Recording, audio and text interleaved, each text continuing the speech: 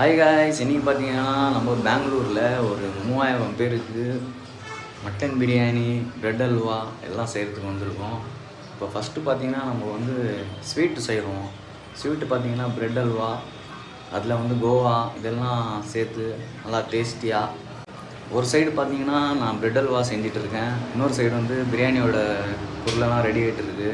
இன்னொரு சைடு வந்து பசங்க காய்கறிலாம் கட் பண்ணிகிட்டு இருக்காங்க. நம்ம ரியாஸ் சர்க்கரை போடுறாரு. கஸ்டமர் சொல்லிட்டாரு நம்மளுக்கு டேஸ்ட்டாக வேணும் பிரெட் அல்வா அப்படின்னு. சரி, நல்லா உடைய வேணாம், நம்மளுக்கு அப்படியே முழுசாக வேணும் அப்படின்னு சொன்னார். சரி, நானும் அந்த மாதிரி பண்ணித்தரேன்னு சொன்னேன். அதே மாதிரி அவங்க வந்து ப்ரெட்டை வந்து முழுசாக போட்டேன் நான்.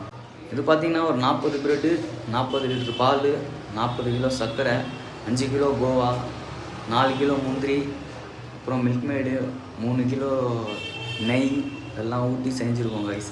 செம்மையாக இருக்கும், இது செம்ம டேஸ்ட்டாக இருக்கும்.